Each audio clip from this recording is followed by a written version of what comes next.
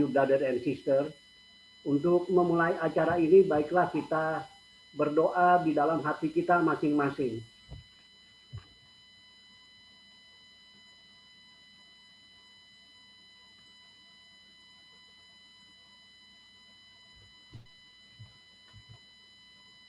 Amin.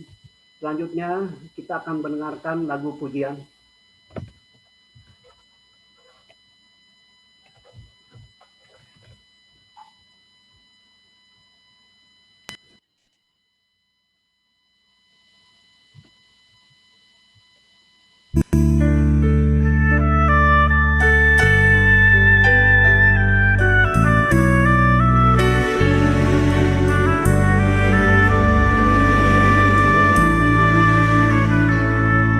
If you could see what I once was, if you could go with me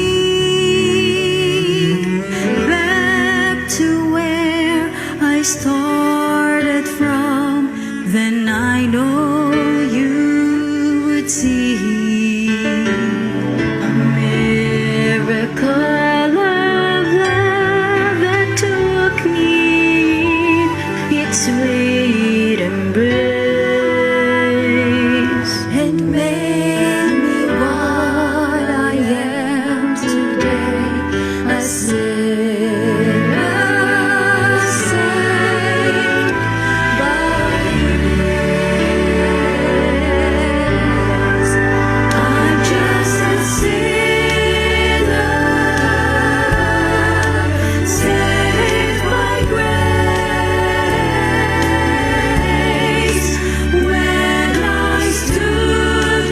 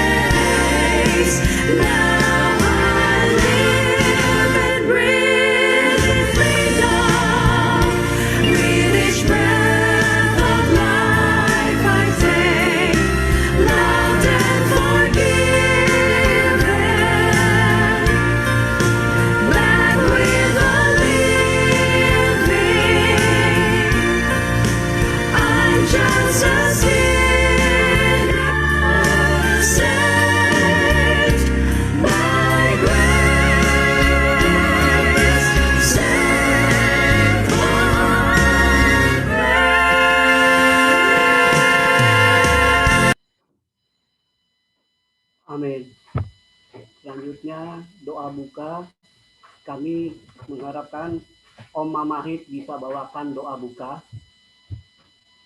Oke. Suara saya kedengaran? Kedengaran Om. Ya. Oke, mari kita tunduk kepala. Maha besar Tuhan kami, Allah yang Maha Kasih.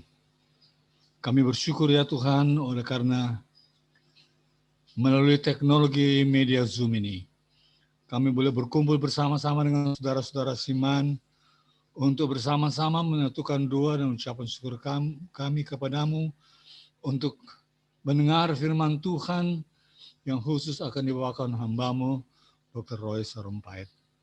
Tuhan, terima kasih ya Tuhan, karena kasih-Mu yang selalu menjadi bagian kami. Terima kasih atas kebenaran yang Tuhan berikan kepada kami. Terima kasih oleh karena sukacita kami dalam kebenaran Tuhan. Terima kasih juga oleh karena Tuhan mau pakai kami semua, khususnya hamba-Mu, Dr. Sarumpait, untuk menjadi narasumber bagi kami, untuk pertumbuhan rohani kami, khususnya pada malam ini ya Tuhan. Kiranya firman-Mu yang akan dibawakan melalui hikmat surga yang Tuhan berikan kepada Dr. Sarumpait, memberikan pertumbuhan rohani, kekuatan rohani, kami senantiasa bergembira dalam kebenaran Tuhan sampai Tuhan datang. Sertai seluruh acara ya Tuhan, berkati semua peralatan yang kami gunakan, berjalan dengan baik, dan kiranya nama Tuhan saja yang dipuji. Inilah doa kami ya Tuhan, sempurnakan doa kami. Dalam nama Yesus kami berdoa. Amin. Amin. Selanjutnya, renungan pada malam ini akan dibawakan oleh Brother David Roy Sarumpait dengan tema mengampuni, manfaatnya untuk hidup manusia. Marilah kita undang Roh Allah hadir dalam hati kita masing-masing.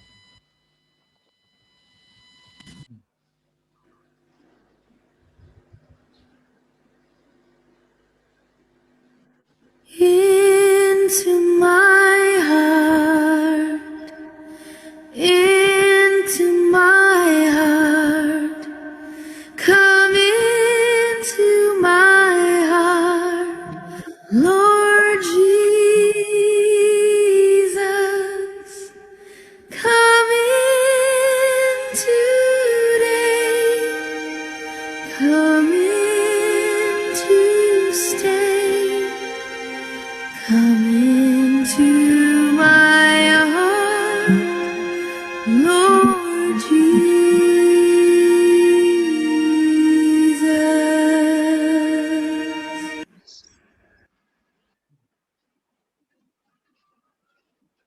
Baik, terima kasih. Apakah suara saya terdengar? Baik. Terima kasih untuk waktu yang diberikan. Ini penggagas acara ini, Bro Tigor Panggabean, kemarin malam mem-WA saya, kemudian pagi ini saya baru buka dan saya sampaikan. Topiknya adalah tentang mengampuni. Saya boleh share screen ya? Boleh? Bro Tigor, saya mau share screen.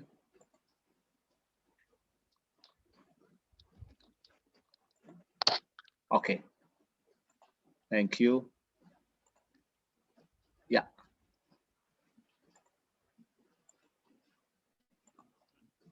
Baik.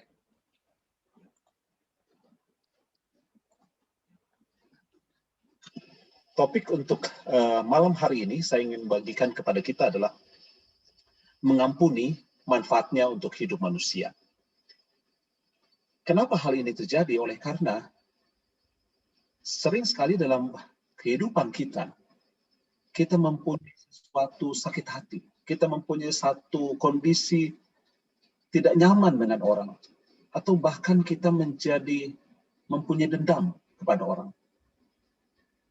Sering orang katakan, sudahlah ampuni. Ada orang katakan, tidak bisa. Kalau orang dari Sumatera Utara katakan, saya tidak akan lihat Bali dan saya akan bertemu di tanah yang merah. Artinya hanya mau untuk ketemu di kubur. Tidak mau untuk mengampuni. Apakah demikian kehidupan kita? Demikian kerasnya, demikian kakunya kita untuk tidak mau mengampuni orang lain.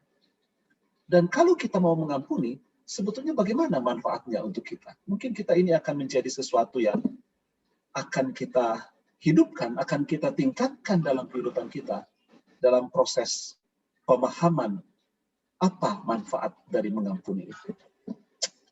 Saya ingin membagikan kepada kita dalam awal cerita ini adalah ilustrasi tentang dua penyanyi tenor. Penyanyi tenor ini berasal dari Eropa, dan dua ini adalah berasal dari Spanyol. Dua penyanyi tenor Spanyol ini yang sebelah atas adalah José Carreras.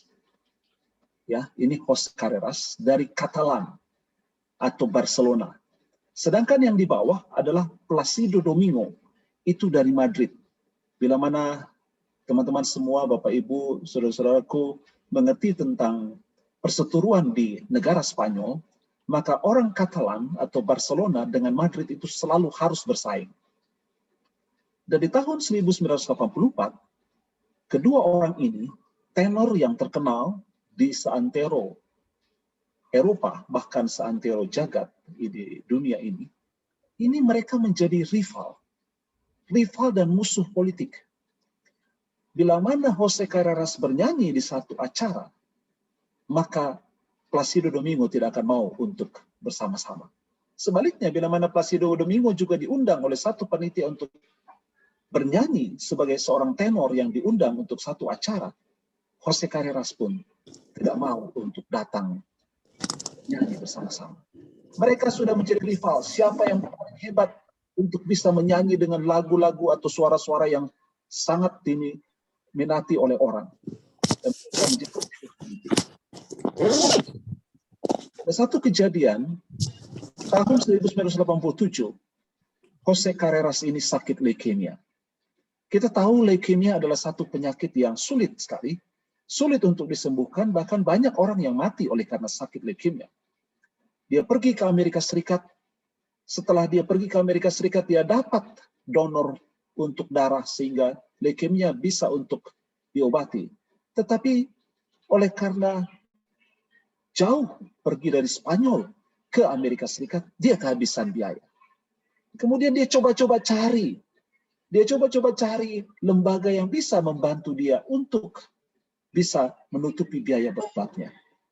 Kemudian ternyata ada satu lembaga yang disebut dengan Hermosa Foundation. Hermosa Foundation ini ternyata mau untuk menolong orang-orang yang sakit, terutama sakit leukemia. Dan Hermosa Foundation ini adalah berasal atau pusatnya di Spanyol. Dan setelah dia bantu oleh Hermosa Foundation, maka José Carreras ini jadi sembuh. Dia sangat senang. Setelah dia sembuh, dia kembali ke Spanyol, dia kemudian mulai bernyanyi. Pada saat dia mulai bernyanyi kembali, dia mendapatkan dana. Dia ingin untuk membalas jasa kepada Hermosa Foundation. Pada waktu dia datang ke pusat dari Hermosa Foundation ini, ternyata Hermosa Foundation ini adalah didirikan oleh Plácido Domingo. Dia merasa terpukul. José Carreras melihat bahwa selama ini dia sangat benci, dia menjadi rival, dia menjadi lawan daripada Plácido Domingo. Tetapi ternyata Plácido Domingo oleh karena tahu dia adalah lawan dari José Carreras, kalau dia mau ingin membantu, maka sulit dia mendirikan Hermosa Foundation. Apa yang terjadi? Yang terjadi akhirnya tahun 1990 bersama dengan Luciano Pavarotti, mereka membuat yang dikenal sebagai The Three Tenors. Sebelum tahun 90, pada tahun 1989, pada saat Plácido Domingo melakukan satu acara panggung bernyanyi, pada saat itu José Carreras secara tidak diketahui oleh Plácido Domingo datang ke acara itu. Dan kemudian dia meminta untuk naik ke panggung. Dan dia berlutut di depan Plácido Domingo mengucapkan terima kasih. Dan setelah itu mereka dikenal untuk bersama-sama saling mengampuni, bernyanyi sebagai dikenal dengan Three Tenors bersama Luciano Pavarotti. Kita lihat di sini bahwa ada satu proses saling mengampuni antara José Carreras dengan Plácido Domingo. Apa sebetulnya arti mengampuni? Mengampuni adalah melakukan pengampunan. Dalam Kamus Besar Bahasa Indonesia, pengampunan itu adalah pembebasan dari hukuman atau tuntutan oleh karena satu kesalahan. Jadi ada seseorang yang berbuat salah kepada orang lain, dan ini adalah menjadi seseorang yang merasa dia harus menghukum orang yang berbuat salah itu. Nah, kalau pengampunan berarti bahwa tidak dituntut lagi untuk kesalahan itu diperbaiki atau dibalas. Dengan perkataan lain, ini adalah maaf, pemberian maaf. Tidak ada sakit hati. Jadi kalau melakukan pengampunan, artinya tidak ada lagi sakit hati. Kalau orang katakan, saya sudah mengampuni, tapi saya masih akan tidak bisa lupa, saya akan ingat.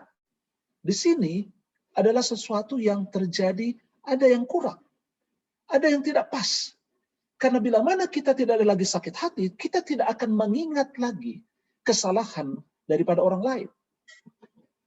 Kita sering memberikan pengertian yang berbeda tentang mengampuni.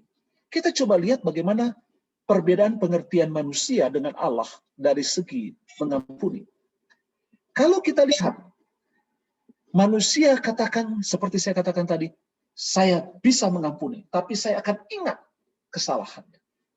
Tetapi Tuhan melalui Nabi Yeremia dalam Yeremia 31 ayat 34 katakan Allah tidak akan mengingat kesalahan manusia. Ini perbedaannya. Dari segi ingatan. Yang kedua dari batasan.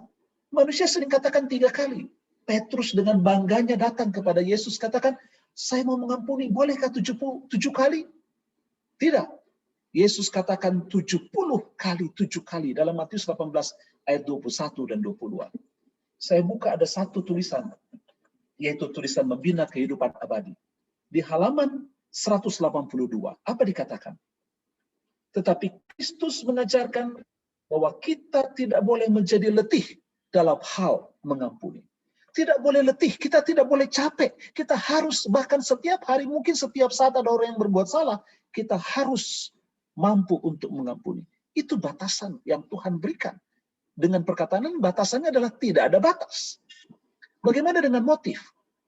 Orang manusia sering katakan, supaya dia dianggap baik, saya mengampuni.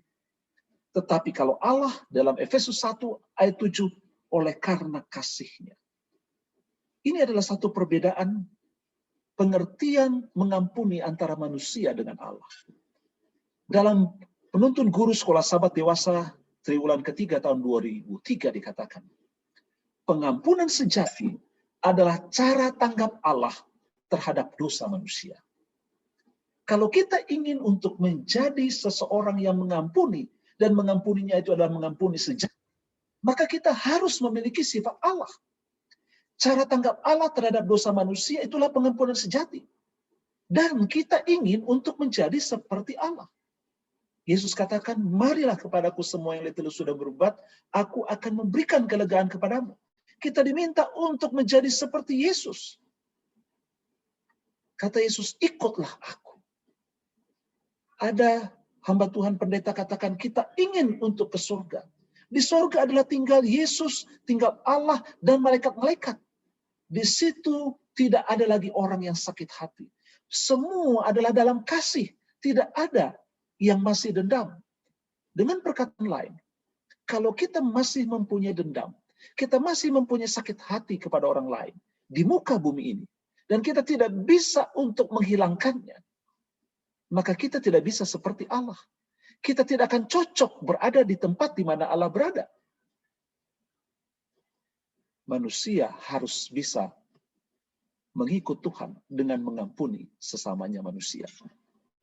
Sekarang menjadi pertanyaan, mengapa kita harus mengampuni? Yang saya boleh bagikan kepada kita, ada 4 hal yang menjadi dasar kenapa kita harus mengampuni. Yang pertama adalah aspek iman Kristiani kita. Yang kedua, kita harus menjadi saksi. Yang ketiga, kita harus menghancurkan lingkaran kebencian, dendam, dan kekerasan. Dan yang keempat, sebenarnya mengampuni itu menolong diri kita sendiri. Sekarang kita lihat satu persatu. Kalau kita lihat mengenai aspek iman Kristiani kita, Dalam Lukas 6 ayat 37 dikatakan, ampunilah dan kamu akan diampuni. Ini adalah aspek iman Kristen yang penting dan yang mendasar. Kenapa? Karena Tuhan Yesus ajarkan dalam doa Bapa kami, Matius 6 ayat 9-13. Bapa, ampunilah kami, sebagaimana kami mengampuni orang yang bersalah kepada kami. Bila mana kita mau untuk mengampuni orang dengan sepenuhnya, maka Allah akan mengampuni kita. Ini adalah aspek iman Kristiani yang penting dan mendasar. Kita akan diampuni bila mana kita mau mengampuni. Tetapi kalau kita tidak mau mengampuni, Tuhan tidak akan mengampuni kita. Apa yang kedua?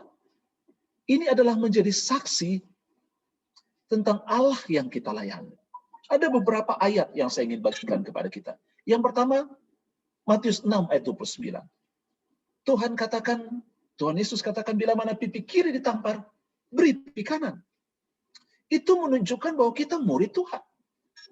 Ada lagi dalam Matius 6 ayat 27, kita harus berdoa bagi orang yang mencaci maki kita. Luar biasa.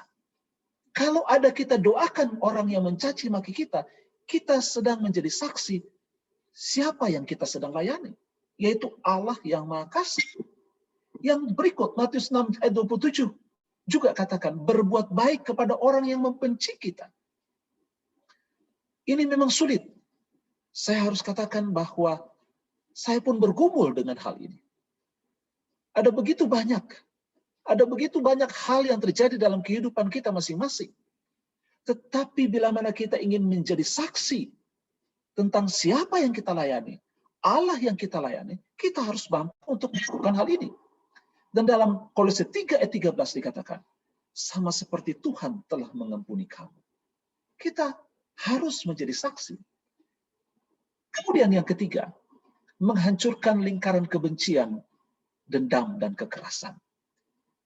Saya ingin bagikan kepada kita, saya pikir semua kita tahu foto daripada seorang pria ini yang sudah almarhum. Dia adalah seorang kulit hitam yang berasal dari Afrika Selatan, yaitu Nelson Mandela. Dia adalah seorang penentang apartheid di Afrika Selatan ini beberapa puluh tahun yang lalu. Ya, di tahun 70-an, Nelson Mandela, seorang penentang apartheid. Apartheid adalah satu teori ataupun satu faham bahwa orang kulit putih itu berada di level lebih tinggi dari orang kulit hitam. Ditentang. Apa yang terjadi? Dia dipenjara bukan hanya 3 tahun, bukan hanya 5 tahun, bukan hanya 10 tahun, tapi dia dipenjara kurang lebih 30 tahun lamanya oleh karena menentang faham apartheid di Afrika Selatan.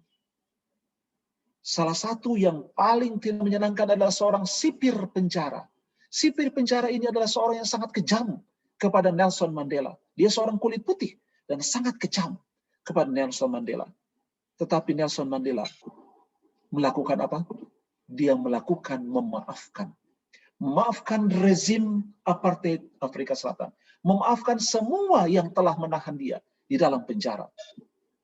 Yang kita perlu catat di sini. Apa yang dikatakan? If people can learn to hate, they can be taught to love. For love comes more naturally to the human heart than its opposite. Kalau manusia bisa belajar untuk membenci, manusia pun dapat diajar untuk mencintai. Karena cinta datang lebih alami kepada hati manusia daripada dendam, daripada membenci. Nelson Mandela menghancurkan lingkaran kebencian setelah dia dibebaskan dari penjara, kemudian terjadi proses untuk pemilihan. Nelson Mandela akhirnya menjadi presiden di Afrika Selatan. Dia mengampuni si berpenjara. Pada satu kali mereka sedang makan. Nelson Mandela kenal si penjara itu juga makan di satu restoran. Kemudian dia datang, dia berikan makanan yang terbaiknya kepada mantan sipir ini. Mantan sipir ini tidak bisa bergerak. Bahkan dia sangat ketakutan karena Nelson Mandela pada saat itu sudah menjadi presiden Afrika Selatan. Tapi dia tepuk-tepuk sipir penjara dengan satu maksud, saya sudah mengampuni. Pada saat dia meninggal dunia, Nelson Mandela dihormati oleh seluruh dunia. Nelson Mandela tidak mau untuk membenci. Dia tidak mau untuk dendam. Dia mau mengampuni. Karena dia ingin untuk menghancurkan lingkaran kebencian, dendam, dan kekerasan. Kalau kita benci kepada seseorang, maka orang yang mengasihi dia pun akan benci kepada kita. Orang yang mengasihi kita pun akan membenci orang yang membenci kita.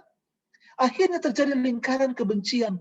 Dan akhirnya lingkaran dendam itu terjadi terus. Dan bisa terjadi kekerasan untuk saling membunuh.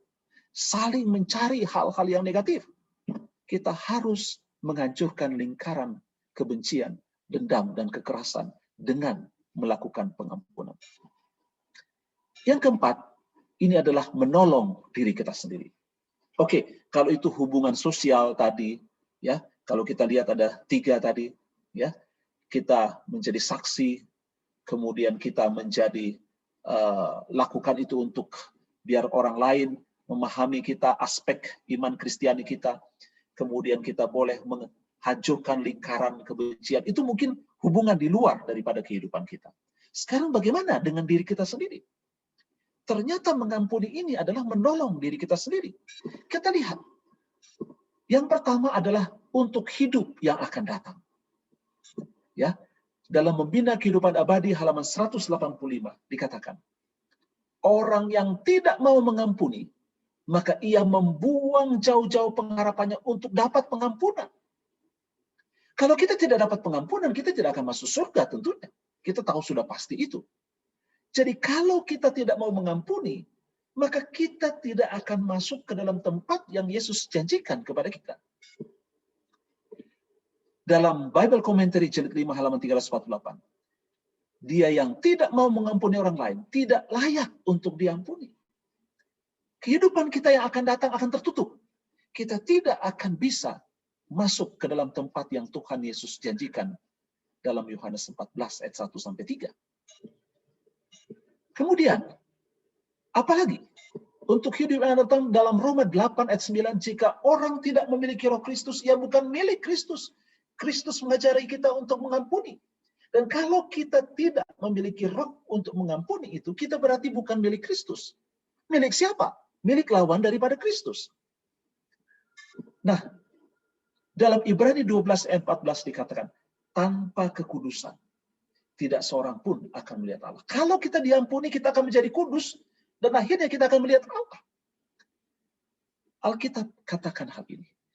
Kita bisa untuk mendapatkan kehidupan yang akan datang di dalam kerajaan surga, kalau kita mau untuk mengampuni orang lain. Nah, mungkin kehidupan di surga itu nanti, ya, nantilah kelihatan lah, atau orang katakan nantilah kalau saya sudah sudah mulai agak susah-susah jalan, atau saya sudah mulai sedikit lupa-lupa, saya akan mengampuni. Tetapi ternyata mengampuni itu pun manfaatnya untuk hidup sekarang ini ada. Yang pertama adalah membawa kebebasan. Bebas dari apa? Bebas dari marah, bebas dari gusar, bebas dari benci. Bila mana kita perhatikan ada seorang yang dendam dengan orang lain, maka kalau misalkan orang itu punya anjing atau kucing, maka bila mana anjing atau kucing itu dekat dengan kita, mungkin kita akan katakan, ini saya sepak ini kali ini, kucingnya siapa ini? Atau kalau kita lihat misalkan kendaraan daripada orang yang kita benci, mungkin kita akan pikir, ini mudah-mudahan ini bannya ini bocor. Coba bayangkan, kita nggak ada hubungan dengan kucingnya, kita nggak ada hubungan dengan kendaraannya.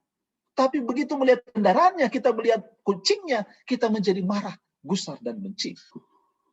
Steve Saint, ada seorang penulis katakan, membenci seseorang dan mempertahankan kepahitan akan membangun penjara di sekelilingmu. Jadi sebetulnya kita penjara. Nanti kalau kita lihat orang yang kita benci, orang yang kita punya dendam, berhubungan dengan orang itu nanti juga akan kita benci. Kenapa dia berteman dengan orang yang jelas-jelas berbuat salah kepada saya? Akhirnya dengan semakin banyak temannya, kita nggak mau berteman dengan teman orang yang kita benci. Maka penjaralah yang ada yang kita buat, kita bangun penjara di sekeliling kita. Tetapi sebaliknya, kata Steve Saint, mengampuni akan membebaskan kita dari penjara itu. Jadi yang pertama, untuk hidup sekarang, kita akan bebas. Bebas dari marah, bebas dari gusar, bebas dengan benci kepada orang, kepada benda, atau kepada hewan yang ada di sekitar kita, yang mungkin ada hubungan dengan orang yang kita punya dendam. Yang berikut adalah, untuk hidup sekarang ini adalah menimbulkan kreativitas. Bila mana kita masih dendam dan benci kepada orang, maka kita tidak akan bisa memunculkan kreativitas. Ini adalah salah satu contoh dari kisah Leonardo da Vinci. Leonardo da Vinci ini memberikan satu lukisan yang sangat terkenal, yaitu Perjamuan Terakhir. Teman-teman semua, Bapak Ibu yang saya kasihi, Leonardo da Vinci melukis ada 13 wajah di dalam gambar Perjamuan Terakhir. Dia melukis wajah-wajah itu 11. Ya, 11. Yang ke-12 dia lukis adalah Yudas. Saudara tahu, yang dia lukis yang ke-12 Yudas, dan yang terakhir dia ingin lukis adalah gambar Yesus. Dalam prosesnya, dia melukis wajah Yudas itu, dia punya musuh. Maka dia lukislah musuhnya itu wajahnya sebagai wajah Yudas. Dia sangat senang. Pada saat dia sudah lukis wajah Yudas sebagai wajah musuhnya, yang musuhnya itulah sebagai Yudas di dalam lukisan 12 murid Yesus bersama Yesus dalam Perjamuan Terakhir, dia merasa senang. Tetapi ada persoalan. Pada saat dia mau melukis wajah Yesus, dia sangat sulit. Dia coba sekali, tidak benar. Dia coba 2 kali, tidak benar. Dia coba berulang-ulang, lukis wajah Yesus, tidak benar. Tidak dapat. Akhirnya apa yang dilakukan? Yang dia lakukan adalah, dia menghapus wajah musuhnya. Wajah Yudas yang dia gambar musuhnya itu. Dan setelah dia gambar orang lain, dia bisa melukis wajah Yesus. Bila mana kita menghilangkan dendam, kita mengampuni, maka muncullah kreativitas dalam kehidupan kita. Yang berikut adalah memulihkan hubungan dengan Tuhan dan dengan gerejanya. Bila mana kita mempunyai dendam, tentu kita datang ke gereja, kadang-kadang doa kita pun ada doa yang rasanya mengganjal. Kita datang ke gereja, kita tahu bahwa kita masih mempunyai masalah dengan si A, si B, si C. Kita tahu kalau kita berdoa kepada Tuhan, kita masih ada sesuatu ganjalan. Karena kita ingat yang Tuhan Yesus ajarkan. Ampunilah kami sebagaimana kami mengampuni orang yang bersalah kepada kami. Kita pun datang ke gereja tidak dengan tulus, tidak dengan satu hati yang lapang, tetapi dengan satu pemikiran, saya masih mempunyai ganjalan dengan seseorang. Kalau kita habiskan, kita hilangkan ganjalan itu, maka kita akan datang ke gereja, kita akan berdoa dengan baik, kita akan senang duduk mendengarkan firman Tuhan. Yang berikut, mungkin tadi adalah berbicara tentang kehidupan kerohanian, mungkin berbicara tentang bagaimana kita menjadi bebas dari penjara. Mungkin itu hubungan dari segi psikis, dari segi pikiran. Ya, dari segi rohani. Tapi ternyata bahwa mengampuni itu pun baik untuk kesehatan kita. Ini yang penting. Kalau yang tadi untuk kehidupan yang akan datang, kemudian ini kehidupan yang sekarang, tapi kehidupan sosial, kemudian kehidupan pikiran, ternyata bukan hanya itu. Bisa juga untuk kesehatan, baik untuk kesehatan. Seorang penulis, Paul J. Meyer, katakan, tidak mengampuni akan meningkatkan risiko terkena penyakit jantung, hipertensi, dan kanker. Nah, ini dia. Kalau penyakit jantung, kita mungkin bisa lakukan ada operasi jantung, kemudian ada pasang kateter, kemudian ada cangkok jantung, ya bisalah dengan alat pacu jantung, mungkin bisa. Kalau hipertensi, ya kita makan obat mungkin sampai selesai hidup kita. Tapi bagaimana dengan kanker? Ternyata kanker itu terjadi menjadi satu bentukan penyakit yang sering terjadi pada orang-orang yang sulit untuk mengampuni. Kita lihat dalam tulisan dari Colin Setipin, dia melakukan penelitian. Nyaris semua pasien kanker memiliki ciri tidak mampu untuk mengampuni. Ini penelitian dari Colin Tipping. Nyaris semua pasien kanker memiliki ciri tidak mampu untuk mengampuni. Nah, kita lihat bagaimana dengan penyakit kanker. Saya berikan contoh di sini adalah kanker payudara dengan kanker lidah. Ada begitu banyak orang yang menderita penyakit ini. Dan berdasarkan penelitian, kanker ini adalah erat hubungannya dengan pikiran untuk tidak mengampuni. Ada satu klinik kanker di San Diego, California, kita lakukan mengampuni. Mengampuni adalah salah satu ciri aspek iman Kristen kita. Tuhan memberkati kita. Amin. Amin. Terima kasih Brother Roy David Sarumpait yang membawakan renungan dan pengingat bagi kita untuk saling mengampuni, saling memaafkan, saling mengasihi sampai Maranatha. Amin. Selanjutnya kita persilakan teman-teman untuk memberikan respon dari renungan dan pelajaran yang telah dibawakan oleh Brother David Roy Sarumpait. Kami persilakan. Terima kasih ya Dr. Roy untuk renungannya. Sama-sama. Rido. Terima kasih dokter atas renungan. Terima kasih dokter. Oh, sama-sama Om. Terima kasih. Mahir. Ini saya segan ini sebetulnya. Aduh, terima kasih banyak ini anunya, luar biasa. Memang Khotbahnya untuk kami. susah sekali dokter.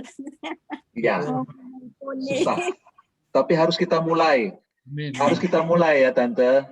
Kita harus Iya. mulai. That's right. Terima kasih banyak-banyak. Tuhan berkati. Tuhan berkati dokter. Ya.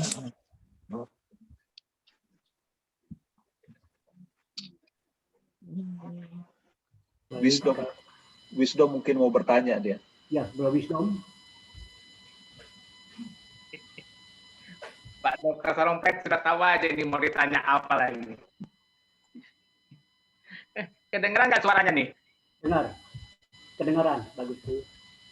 Ya, karena dipersiapkan bertanya sama Dr. Roy Sarumpait, saya bertanya ini Pak. Ada istilah burung terbang sejenis. Kalau lain jenis tidak bisa bersama-sama. Ya, ikan pun juga begitu. Sejenis dia berenang. Kalau lain jenis tidak bisa bersama-sama. Jadi bagaimana dengan kita? Ya, kalau kita tahu ini orang jenisnya begini. Gara-gara dia saya tidak bisa bekerja ke lain-lain karena fokusnya ke dia terus. Apakah salah kalau bilang sudahlah, saya lupakan dia, saya mau konsentrasi yang ke lain. Bagaimana itu? Terima kasih. Baik, ini pertanyaan berdasarkan pengalaman hidup ya, Bro Wisdom ya. Karena kami sama-sama di Pekanbaru, jadi sedikit banyak saya tahu. Memang Yesus sendiri kan mengajarkan kepada kita bahwa bila mana kita tidak bisa untuk bertemu dengan orang kemudian mereka tidak bisa menerima kita, maka kebaskan jubah kita kemudian kita pergi. Tetapi dalam proses di mana kita mengampuni, ternyata mengampuni itu adalah bukan hanya untuk teman di dalam gereja ataupun lingkungan sosial kita, tapi bahkan di dalam keluarga, bahkan dengan saudara. Ya, ini yang harus kita pahami. Kalau misalkan ada orang yang tidak bisa seide dengan kita, ya fine-fine saja bahwa kita tidak bersama-sama dengan dia. Fine, kita, tapi jangan oleh karena dia menjadi tidak seide sama kita, kemudian kita menjadi sakit hati, kemudian kita ingat-ingat itu terus. boleh saja kita tidak bersama dengan dia, tetapi jangan oleh karena itu kita menghindar dari dia kalau sudah bertemu. Misalkan bertemu kita berpapasan, kita menghindar. Kita sudah tahu akan bertemu. Nah sekarang menjadi pertanyaan, kita mau masuk ke surga, kemudian nanti kita ketemu sama dia, kemudian kita menghindar. Bagaimana bisa?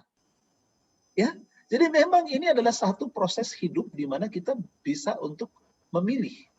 Tapi kalau saya boleh katakan bahwa memang ini sulit, betul. Tetapi kita harus hidupkan. Karena apa? Karena Tuhan menginginkan kita untuk mengampuni orang lain. Supaya kita diampuni.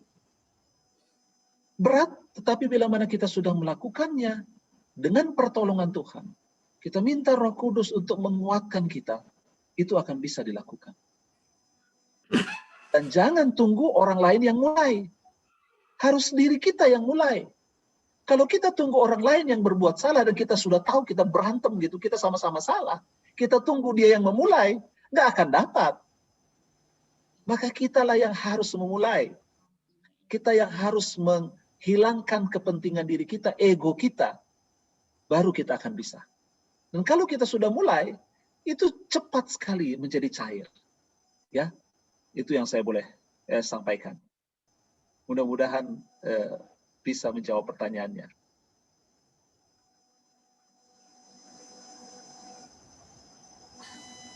Amin. Bisa tanya, Pak Nofri? Ya, silakan, Pak Dokter. Sebelumnya saya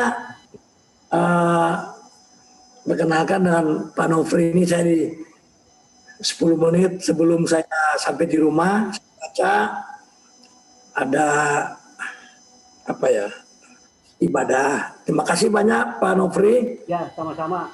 Selamat.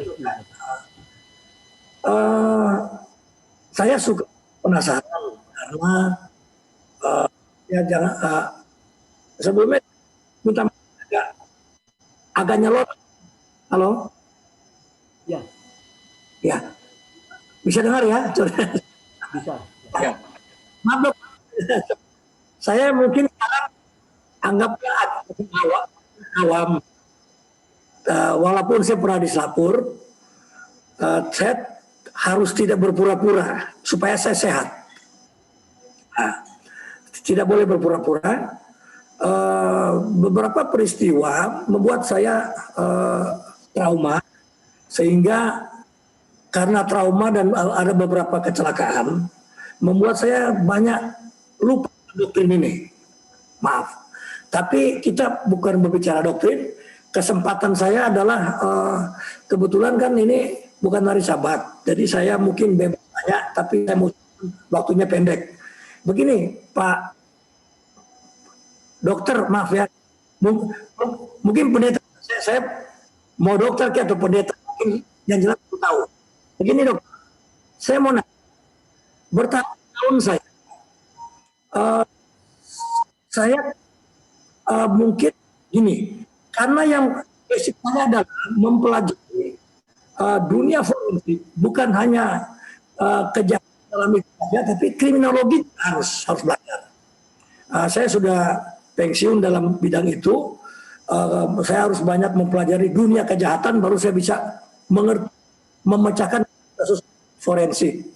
Ternyata yang saya temukan adalah kalau seseorang dari kecil dididik karena takut, maaf ya Dokter Roy, dia akan berontak. Apalagi IQ tertentu.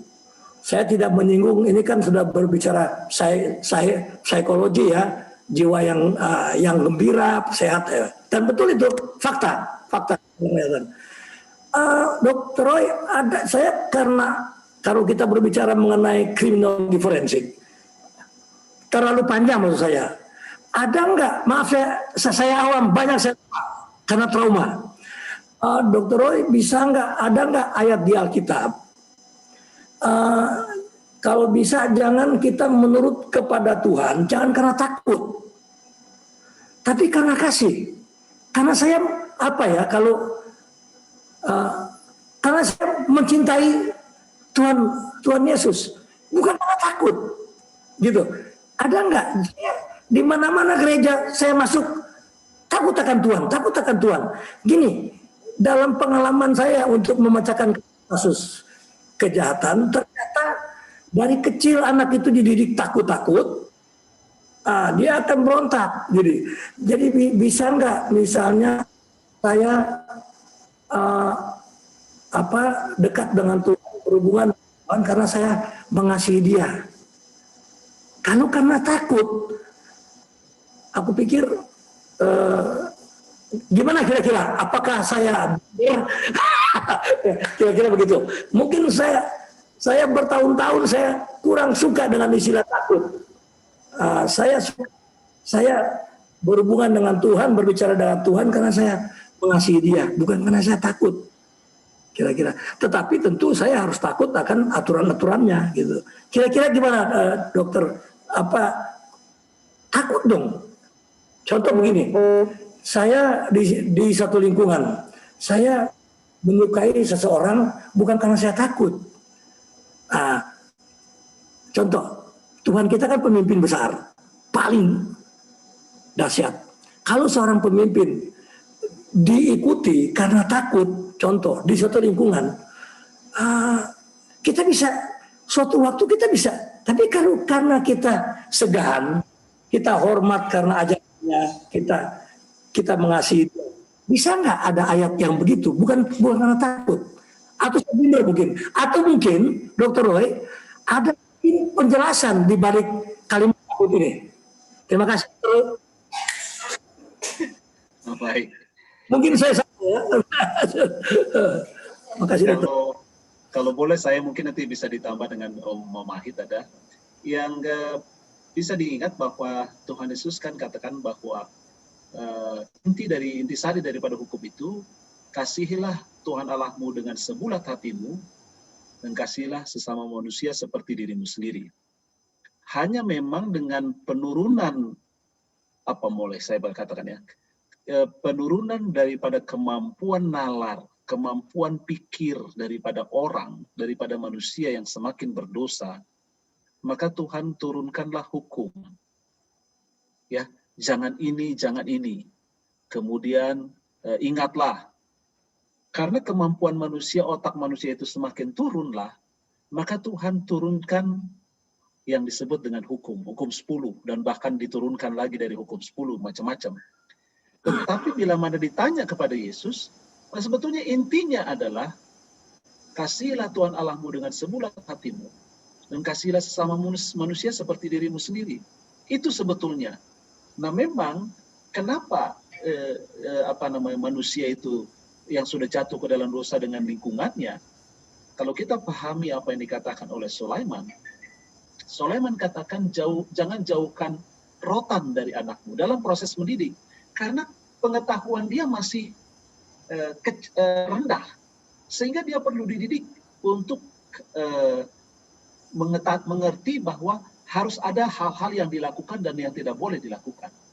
Hanya memang kita sebagai manusia yang berdosa, sebagai orang tua sering terlalu keras kepada anak kita, itu juga tidak benar. Nah, inilah memang dosa ini begitu hebatnya mempengaruhi manusia, sehingga sering dicampur aduk dan dibuat berlebihan. Sesuatu yang sudah ada aturannya dan dibuat baik, ini jadi dibelokkan untuk menjadi tidak baik. Jadi memang dalam kehidupan kita harus meminta Roh Kudus yang menuntun kita untuk bagaimana melakukan yang terbaik. Karena dengan pikiran kita sebagai manusia, kita itu banyak yang tidak benar. Contohnya saja, saya boleh sampaikan kepada kita. Misalkan ada orang yang kita kenal baik, kemudian tiba-tiba ketemu dengan kita, lantas kemudian dia tidak senyum dengan kita. Apa yang kita pikirkan? Dia berarti sedang tidak senang dengan kita. Padahal mungkin dia sedang susah, anaknya mungkin sedang sakit keras. Tapi kita langsung pikir, dia nggak benar nih. Kan begitu biasanya. Maka itulah yang terjadi kepada manusia. Makanya kita harus minta Roh Kudus untuk menuntun kita dan jangan praduga bersalah terus. Ya, sering kita melakukan itu. Jadi berbuat hal-hal yang tidak benar karena kita memikirkan untuk kepentingan diri kita. Harus kepentingan orang lain yang kita. Itu mungkin jawaban dari saya. Bila tidak memuaskan atau tambahan dari Pendeta Memahit.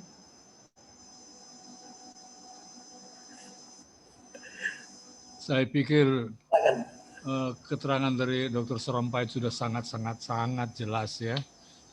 Jadi adalah keliru kalau kita berbakti kepada Tuhan hanya karena takut, Ya, karena takut masuk neraka. Wah itu juga salah ya. Saya nggak bisa begitu, maaf. Kasih memang seharusnya demikian. Saya kira keterangan dengan Pak Tombokan ini sudah benar bahwa kita memang harus mengasihi Allah karena Allah sudah lebih dahulu mengasihi kita, ya bukan? Allah sudah lebih dahulu mengasihi kita. Kalau saudara Pak Tombokan mau baca ya di dalam 1 Yohanes pasal 4 itu banyak sekali ditekankan mengenai itu. Kalau kita baca dalam 1 Yohanes 4 ayat yang ke-19, kita mengasihi karena Allah lebih dahulu mengasihi kita. Ya. 1 Yohanes 4 ayat 19. Kita mengasihi karena Allah lebih dahulu mengasihi kita. Dalam ayat seterusnya, sebab inilah kasih Allah, yaitu bahwa kita menurut perintah-perintahnya. Jadi kita menurut Allah bukan karena rasa takut, tetapi didasarkan atas kasih ya. Sebab inilah kasih Allah, yaitu bahwa kita menuruti perintah-perintahnya. Perintah-perintahnya itu tidak berat. Dalam ayat seterusnya saya lihat kalau dalam pasal yang kelima ya, di situ juga disinggung mengenai kasih Allah. Baca mulai dari 1 Yohanes 4, mulai dari ayat 7, Allah adalah kasih. Barang siapa mengaku bahwa Yesus adalah anak Allah, Allah tetap berada dalam dia dan dia di dalam Allah. Kita telah mengenal Allah dan telah percaya akan kasih Allah kepada kita. Jadi memang dasar dari segala sesuatu ya. Bukan, dan keselamatan itu bukan karena penurutan hukum. Keselamatan adalah karena kasih Allah. Kasih kita kepada Allah. Jangan lupa, 10 hukum ini adalah, kalau kita tidak melakukan 10 hukum, menurut saya ini baru sampai kepada tidak melakukan. Kalau boleh saya katakan, baru sampai pada titik 0. Ya. Belum berbuat sesuatu. Ya. Berbuat sesuatu itulah mengasihi. Kalau kita tidak mencuri, ya kita tinggal di kamar tutup pintu, tidak mencuri, tidak membunuh, tidak berbuat segala sesuatu, ya itu tidak buat apa-apa. Tetapi yang Tuhan inginkan ialah doing something, berbuat satu. Itulah yang kasih, itulah artinya kasih. Jadi kita menyembah Allah, memang Tuhan tidak menghendaki. Benar sekali pengertiannya takut akan Allah bukan dalam pengertian ketakutan, ya. Tetapi memang karena menghormati, menghargai, memuliakan Dia. Karena apa? Karena Dia sudah lebih dahulu mengasihi kita dengan kasih yang ajaib, kasih setianya. Dalam buku Mazmur banyak ditekankan mengenai kasih setia Allah kepada kita. Saya kira itu tambahan sedikit dari penjelasan yang sudah sangat jelas dibawakan oleh Dr. Serompait. Terima kasih. Terima kasih. Sangat jelas. Jadi sesuai dengan lagu pembukaan ya, Sinner Saved by Grace. Amin. Ada lagi yang lain untuk responnya? Dipersilakan.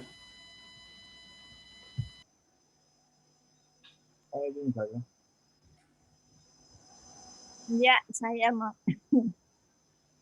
Silakan, Mem. Ya, kalau kita sudah mengampuni, tapi ya dibikin-bikin lagi, diulang-ulang, bagaimana kita mau hadapi semuanya. Ada peradangan. Ya, cuma itu. Bertanya bagaimana? Iya. Kalau kita baca dalam Membina Kehidupan Abadi pasal 19 tentang ukuran pengampunan, itu kan ada perumpamaan seorang raja yang dia punya pegawainya, punya hutang itu 10.000 talenta. Kemudian dia mohon kepada raja itu, tolonglah, saya belum sanggup untuk bayar. Kemudian raja itu mengampuni dia. Tapi begitu dia keluar dari tempat dari tempat raja, dia ketemu dengan orang lain yang pinjam uang kepada dia itu yang hanya 100 dinar. Itu perbandingannya katanya sekitar 1:1 juta. Dia langsung tangkap kemudian tahan. Jadi kalau kita bandingkan pengampunan itu dengan uang tadi, 1:100 dinar dibandingkan 10.000 talenta, berarti mengampuni itu, Tante, itu ya terus. Kalau dia bikin salah lagi, ampuni lagi. Itu yang Tuhan ajarkan. Memang susah. Tadi saya katakan juga tidak mudah. Tapi bila mana kita sudah praktekkan, semakin lama akan semakin mudah untuk melakukan. Yang saya alami begitu, ya. Amin. Silakan Om Pendeta Mamait mau tambahkan. Benar, saya kira sudah cukup. Saya kira jelas sekali ya. Sudah, memang berat ya, memang berat. Ya kalau supaya tidak mungkin mendapat perlakuan yang tidak baik, mungkin lebih baik menghindar barangkali ya. Tetapi Roh mengampuni tetap harus kita buat supaya mungkin kita tidak bersinggungan katakanlah, ya mungkin lebih baik ya hindarkan diri, tapi tetap saya punya pengalaman juga dalam hal-hal seperti ini ya. Ada seorang yang buat luar biasa sama saya, kemudian sampai hampir-hampir menutup menutup masa depan saya lah, katakanlah begitu. Tetapi kemudian beberapa waktu kemudian saya dengar dia meninggal dunia. Tetapi beberapa bulan sebelum dia meninggal dunia, saya sudah sempat datang kepadanya mengatakan, oke lah, kalau saya yang salah, ampuni saya. Saya yang datang kepadanya, ampuni saya.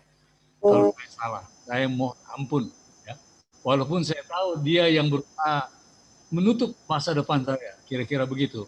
Saya tidak mau buka, tapi ini aja, ini kenyataannya ya. Saya datang, kalau memang saya salah, saya mohon saya dimaafkan. Jadi pada waktu saya mendengar beberapa bulan kemudian, dia sudah beristirahat, saya lega. Karena apa? Saya sudah bereskan masalah saya. Ya saya tidak rasa, aduh kok saya menyalahkan, kenapa saya tidak datang sama dia. Saya datang ke rumahnya waktu itu. Saya datang khusus ke rumahnya malam-malam. Kalau saya bersalah, saya minta maaf. Dan saya jabat tangan dia. Dan beberapa bulan kemudian dia beristirahat, saya rasa syukur saya sudah membereskan. Mungkin dia juga sudah mengampuni, kita sudah saling mengampuni dan tidak ada beban di dalam hati saya, karena saya pikir sudah saya bereskan. Saya kira itu pengalaman saya. Saya pikir kapanpun ampuni dan ampuni. Amin. Terima kasih. Terima kasih Dr. Roy dan Pendeta.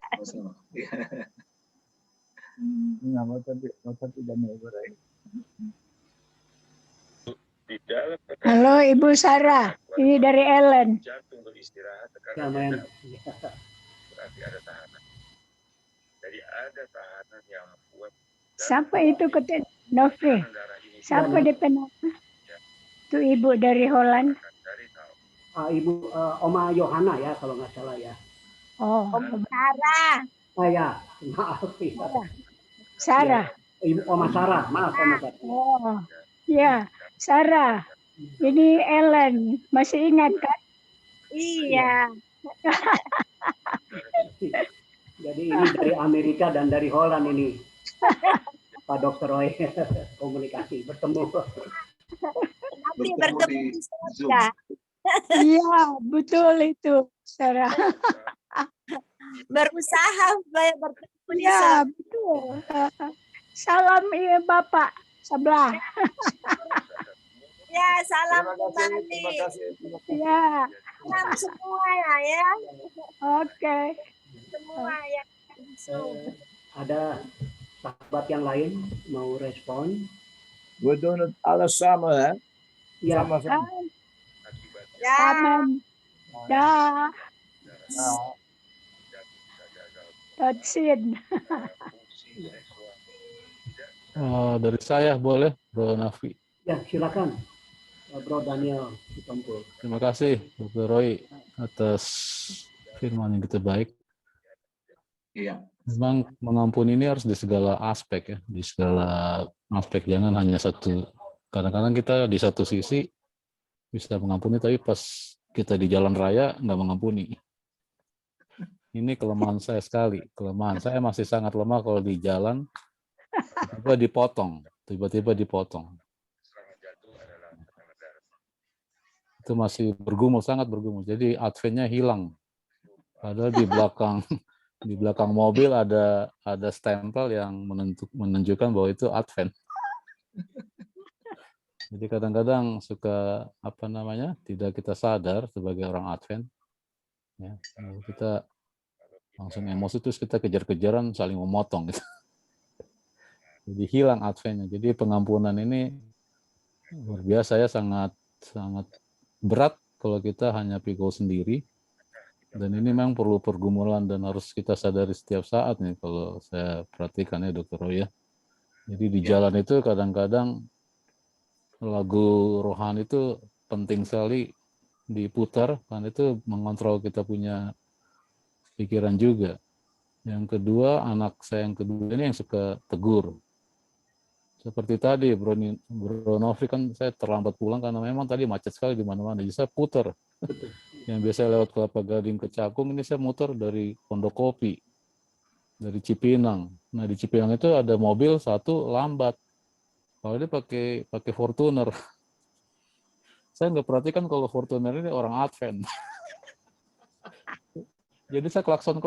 Lalu anak saya bilang, itu si itu Pak. Itu si itu. Oh iya ya. Mudah-mudahan dia pikir klakson kita karena kita tegur tuh teman. Padahal maksud saya klakson tuh, kenapa sih lambat? Nah, jadi ini kadang-kadang di jalan raya dan di bidang yang lain ini bisa terjadi ini kepada kita. Jadi kita memang harus disadarkan dengan firman Tuhan tadi, di segala aspek, di segala bidang ini kita ditegur untuk harus menunjukkan bahwa kita umat Tuhan. Terima kasih. Sama-sama Bro Daniel. Ya, memang kadang-kadang itu, apalagi kalau sudah terbiasa ya, ingin cepat, kemudian kita mau untuk ini, kita jadi cepat marah ya. Nah, ini memang harus menahan diri ya, proses menahan diri ini. Ya, terima kasih untuk tambahannya. Oke, ada dari rekan-rekan lain.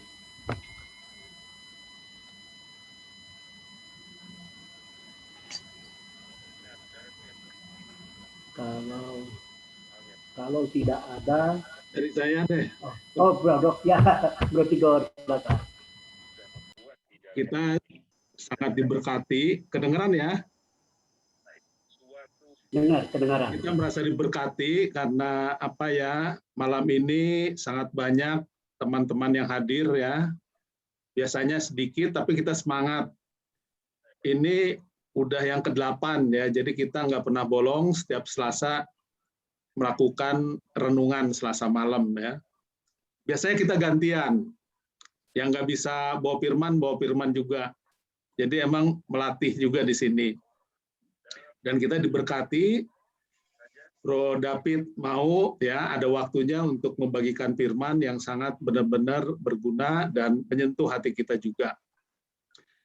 Saya sendiri merasa ya bahwa apa yang saya alami itu sejalan dengan apa yang disampaikan oleh teman kita ya, Bro David. Saya manggilnya Bro David, lebih dekat jadinya. Jadi memang ya itu kita harus memaafkan itu seterusnya. Dan untuk memaafkan itu kita harus memiliki kerendahan hati, saya lihat. Jadi waktu email ini saya pengumuman, saya dapatkan satu kata yang bagus. Saat kita memutuskan memaafkan seseorang itu bukan persoalan apakah orang itu salah dan kita benar. Apakah orang itu jahat atau menganiaya? Bukan itu masalahnya. Kita memutuskan memaafkan seseorang karena kita berhak atas kedamaian di dalam hati kita. Jadi sebenarnya yang paling susah itu berdamai dengan hati kita sendiri. Itu sebenarnya yang sulit ya. Saya nggak malu, saya bercerita, saya 6 tahun nggak ke gereja ya, baru sesudah Zoom ini saya bergereja ya, walaupun banyak korban, sepupu saya meninggal, kakak saya hampir meninggal juga ya. Dan kelihatan bahwa kita harus berdamai dengan hati kita sendiri agar kita dapat menjadi rendah hati ya. Saya bercerita sama teman saya, Wisdom ada di sini. Aduh, gue paling sebel tuh ngelihat dia, saya bilang tuh, seseorang yang cukup terpandang, karena saya tahu dia kurang baik gitu dulu ya. Dan Tuhan udah kasih pelajaran juga. Tapi di hati saya sendiri ngelihat dia, aduh, padahal yang disampaikannya itu bagus-bagus semua, tapi kita tidak berdamai dengan hati kita sendiri. Tapi saya mulai belajar ya bahwa dengan kerendahan hati, Roh Kudus akan membimbing kita ya, dan kita akan bisa memaafkan. Jadi saya merasakan sendiri kalau teman ada yang cepat pemarah gitu, udahlah, mungkin dia lagi ada masalah, saya nasihatin. Jadi grup kami ini unik ya, bagi yang bukan di grup kami, jadi kumpulan teman-teman ini, geng main-main jadinya. Tapi bersyukur ya, ada David Sarumpait, ada Dr. Malingkas, ada pendeta siapa lagi, banyak jadinya, banyak yang mencong, banyak yang lurus-lurus. Jadi kita merasa diberkati, dan lagu tadi pun secara kebetulan ya, saya cari-cari lagu forgiveness apa yang bagus. Ternyata yang muncul itu, A Sinner Saved by Grace. Saya amati kata-katanya, aduh bagus sekali ya. Kita ini bukan apa-apa, kita diselamatkan dengan rahmat Allah jadinya. Jadi kalau kita tahu bahwa kita nggak ada apa-apanya, kita baru merasa bahwa kita itu bisa memaafkan orang lain ya. Dan mungkin nanti kita setel lagi ya lagunya, karena tadi ada yang terlambat juga, tapi versi lain. Ya, setuju. Jadi saya bersyukur dengan banyak teman-teman yang hadir, dan Bro David juga ya. Ini teman saya duduk samping-sampingan SMA. Dan terima kasih atas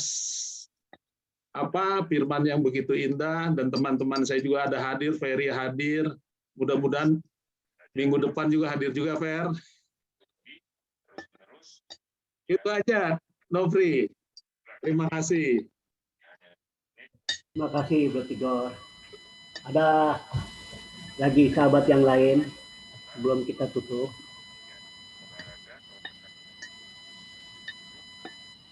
Mungkin nanti ada babak kedua ya, Bro Tigor ya. Di sini. Ada setiap Selasa. Ya, babak kedua untuk Bro Dr. Roy. Ferry mau ngomong. Ya, Ferry. Silakan Bro, Ferry.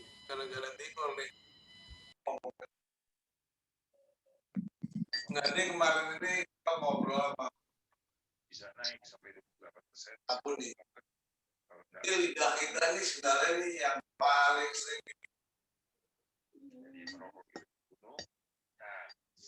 Agak ke depan, Fer. Suaranya kurang keras. Agak dekat dengan speaker, Bro Ferry. Bisa? Oke. Beberapa kali lalu mau Garanti makanan, karena jadi lidah kita ini ya, baik. cara itu paling sering jadi Manfaat kalau kita. Jadi kita nggak sadar sebenarnya itu banyak orang kalau makanan yang sakit hati sama kita. Itu pagi sudah satu. Mungkin ada berapa banyak orang itu nggak mau ampuni lidah kita ini. Jadi pas dia jalan sekalinya banyak sekali garamnya. Berapa banyak orang yang jadi hati-hati. maaf. Karena makanan yang kakaknya selama itu ciki-ciki dia sendiri udah nggak tahu berapa banyak. keripik yang Nah kalau mamanya dengan di sini mamanya dia mau berubah dari mamanya 100 orang yang sakit hati yang bagi.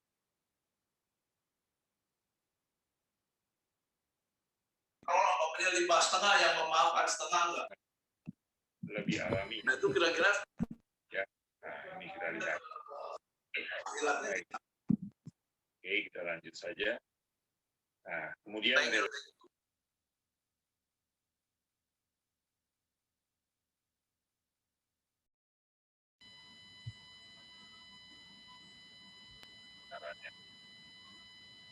Ya.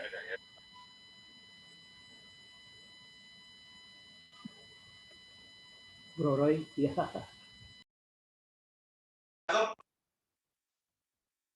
Jalan ke Roy.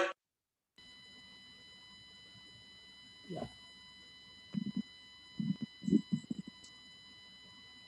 Dapat nggak? Nggak jelas ya? Putus-putus jadi.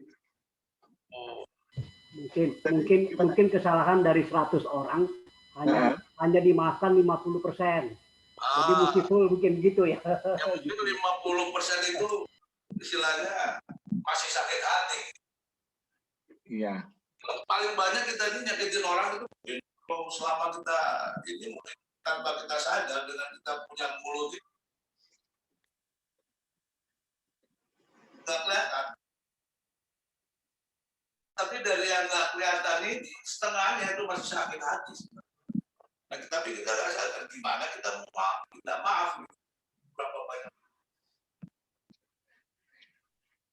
Iya. Nah, caranya gimana?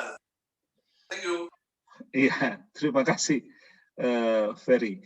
Jadi memang kalau kita berbicara kepada orang-orang yang akhirnya sakit hati dengan kita, kadang-kadang memang kita tidak tahu bahwa kita sudah menyakiti hatinya. Nah, tentu kita harus bisa juga open minded ya. Ya, kadang kita mungkin berseloroh, ya kadang-kadang tidak tahu kita bahwa dalam berseloroh ini orang sudah sakit hati dengan kita. Maka memang kita harus berdoa kepada Tuhan untuk Tuhan tunjukkan. Ada satu kutipan katakan begini, bahwa Roh Kudus akan menuntun kita untuk ketemu dengan orang-orang yang pas pada saat yang pas. Jadi kita harus dekat dengan Tuhan, meminta tuntunan Roh Kudus untuk kita diperdamaikan dengan semua orang. Memang sulit sekali, kita kan nggak bisa tahu pikiran orang. Benar yang dikatakan oleh Bro Ferry. Bagaimana kita bisa tahu misalkan Nofri itu udah sakit hati sama saya? Nggak bisa. Karena yang merasakan kan dia. Tetapi bila mana kita terus untuk bergaul, kita mengajak untuk berdoa, kita mengajak untuk misalkan ikut di dalam satu acara aktivitas seperti ibadah seperti begini, kita mendengarkan firman Tuhan, kita semakin dekat. Saat itulah kesalahan-kesalahan yang lalu itu orang akan bisa saling memahami. Kalaupun dia bisa terbuka, dia akan tanyakan, lu kok ngomong begini sama gua waktu yang lalu? Apa maksud lo? Kalau orang yang bisa terbuka. Tapi kalau orang yang nggak bisa terbuka, dia akan diam saja. Tapi begitu melihat bahwa kita sebetulnya tujuannya adalah tidak pernah berniat untuk mencelakakan atau menciderai hati perasaan orang, saya yakin dan percaya dia akan bisa paham hal itu. Dan kalau dia memang akhirnya Tuhan gerakan untuk dia membuka pikirannya, kita bukan bisa katakan, oke lah, mari kita berdamai. Sorry, saya akan memperbaiki diri saya. Tolong kalau saya ngomong langsung ingatkan saya. Ya memang kadang-kadang kita ini kalau sudah teman lama ngomongnya seenaknya aja kan. Ada orang yang sakit hati kita nggak tahu. Kita sudah ngomong ceplas-ceplos, tapi terjadi hal itu. Lupa umur ya. Ya. Tapi begitu, Bro Ferry, memang kita tidak tahu apa yang dipikirkan orang, tapi mari kita semua sama-sama melakukan dengan niatan tulus untuk semakin dekat dengan Tuhan. Bagaimana kita ngajak semua orang untuk lebih dekat dengan Tuhan, mereka akan melihat kita, yang lama akan bisa dilupakan dan kita akan saling dekat dengan Tuhan. Tapi gini Roy. Ya. Ini kejadiannya kan itu dia sempat ketemu dengan 2-3 orang, dia mau minta maaf gitu. Tapi mereka langsung ninggalin, malah ada yang malah balik marah. Jadi dia tuh bingung sendiri. Ini buat 3 orang, ini mana yang lain lagi yang mungkin 50 orang. Nah itu salahnya gue tuh marah kata istilah ya supaya bisa tenang gitu. Ya mungkin kondisinya dia juga karena dia udah ada sakit. Jadi baru 2-3 orang aja dia ini udah pada lari semua karena masih kesel. Iya, makanya mana yang mungkin masih ada 50 orang lagi. Iya, Gitu, makanya kan tadi salah satu faktor adalah sadar bahwa kita diampuni. Setelah kita sadar diampuni, kita merubah diri kita. Dan setelah orang lihat perubahan, kita sudah datang dan dia tidak mau, ya itu berarti kita sudah selesai. Kita berdoa sama Tuhan, Tuhan ampuni, dia belum mengampuni saya meminta ampun, dia tidak mau, ya kita serahkan sama Tuhan. Kalau niatan kita sudah tulus, Tuhan akan menerima itu sebagai satu bentukan bahwa kita mau untuk saling mengampuni. Begitu, Bro Ferry. Jadi 6 langkah tadi ya. Ya.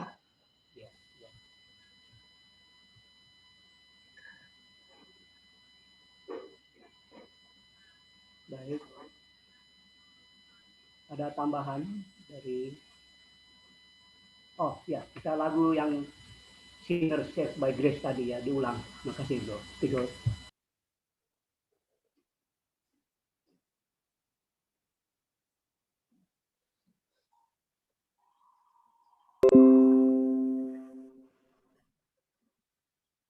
What I once was, if you could see what I once was, if you could go with me back to where I started from, then I know you would see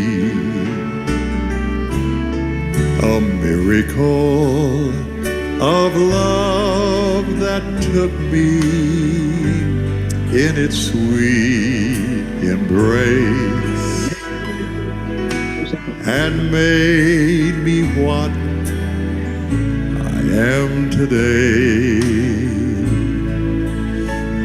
Just an old sinner saved by grace. Just a sinner saved by grace. When I stood condemned to death, He took my place. Now I live, breathe in freedom. With each breath of life I take, loved and forgiven, back with the living. I'm just a sinner saved by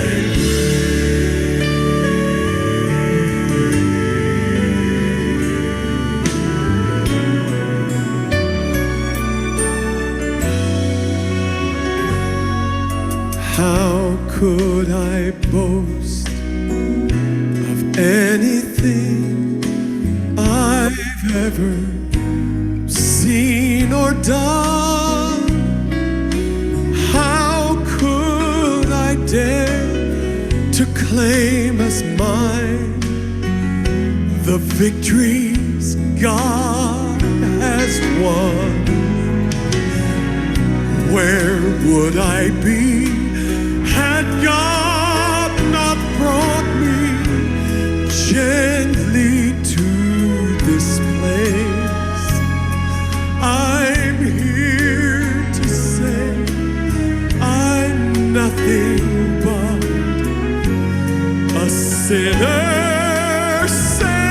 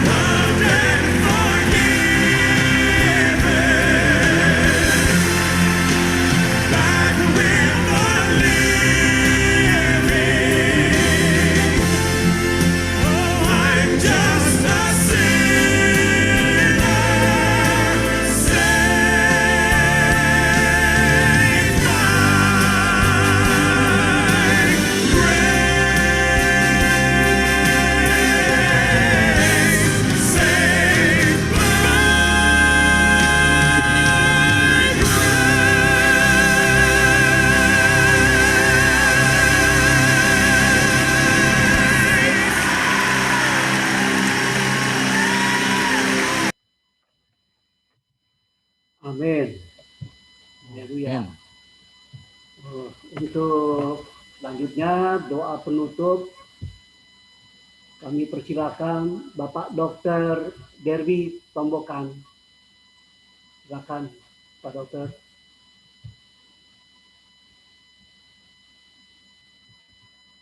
Belum di unmute Pak Dokter.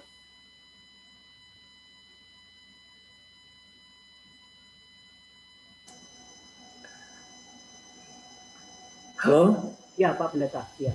Pak Pendeta, maaf Pak Dokter. Bawakan doa penutup ya. Kita jarang berdoa jadi. Kalau berdoa pribadi sering. Tapi enggak apa-apa ya. Baik. Bisa jelas ya? Nah, terima kasih. Jelas. Jangan taruh kira. Mari kita berdoa. Tuhan Allah Bapa kami dalam surga, kami puji syukur berterima kasih pada Bapa di surga karena pada malam ini kami boleh berkumpul kembali walaupun lewat daring, sehingga kami boleh mendengarkan firman Tuhan yang sangat terasa dan masuk ke dalam hati kami, dan kiranya itu boleh menjadi bekal bagi kami dalam kehidupan sehari-hari dan meniti hidup yang sisa ini. Bapa di surga, kiranya Tuhan memberkati teman-teman yang mengikuti acara pada malam ini, yang mendengarkan, dan juga Tuhan tolong memberkati Bapak Nofri yang telah tergerak hatinya mengikut sertakan saya pada malam ini, dan memang saya cukup haus akan yang begini-begini. Tuhan berkati akan Dr. Roy David Sarumpait. Kiranya dalam tugas sehari-hari hanya Tuhan yang memberikan akal budi dalam surga, dan begitu dapat memberikan terang kepada masyarakat bahwa ini adalah pekerjaan dari Tuhan saja. Berkati akan Pendeta Mamahit yang telah memberikan pencerahan buat saya, saudara-saudara yang mengikuti malam ini juga, kiranya itu boleh menjadi mencelikan mata dan hati kami pada malam ini, dan menjadi bekal bagi kami dalam kehidupan kami sehari-hari. Bapa di surga, kami ingin menutup acara malam ini dalam nama Tuhan Yesus Juru Selamat dan Penebus kami. Amin. Amin. Amin. Terima kasih. Amin. Terima kasih, Bro Dokter. Terima kasih. Dokter Sarumpait, Om Mamahit. Selanjutnya acara telah selesai, tapi saya berikan kepada produser Saudara Tigor Panggabean untuk pengumuman selanjutnya. Dipersilakan. Terima kasih, Bro Nopri, atas membantu acara ini. Kami juga berterima kasih atas kehadiran teman-teman semua ya. Luar biasa. Jadi dari lintas benua ada juga di sini. Kita setiap hari Selasa ada renungan, tapi pembicaranya ganti-ganti, nggak selalu yang hebat kayak Bro David ya. Karena kita melatih diri juga untuk berbicara ya. Saya sendiri dulu nggak mau bicara, tapi lama-lama terpanggil, kita harus bicara. Jadi walaupun kita berbuat kebaikan, boleh saja ya, tapi pada suatu saat kita harus bicara juga. Jadi terima kasih, kita akan ada hari Selasa, nanti kita undang juga. Begitu, Nob? Oke, Cica. Terima kasih Mem Sarah dari Belanda, Mem Zakaria, Amerika, Om Mamahit, Mem Zul, Putu Besi, Sir Agus Riki, Shalom semuanya teman-teman. Terima kasih. Sampai jumpa Selasa depan. Ya. Terima kasih. Kasih, Dok. Selamat malam semuanya. Thank you, Nofri. Terima kasih. Mahit. Terima kasih semua. Selamat malam. Daniel udah lama nggak kelihatan, Dan. Hai. Tuhan memberkati Tuhan semua. memberkati semuanya. Ya, terima kasih. Selamat malam semuanya. Mari kita suka mengampuni. Amin. Selamat mengampuni. Selamat diampuni juga. Iya. Amin. Kita tutup ya biar bisa istirahat. Baik. Thank you guys. Terima kasih Yuk, semua. sama-sama. Bye-bye. Terima kasih Dr. Roy. Sama-sama. Roy, makasih Roy. Terima kasih. Terima kasih dokter. Iya. Tuhan memberkati. Terima kasih.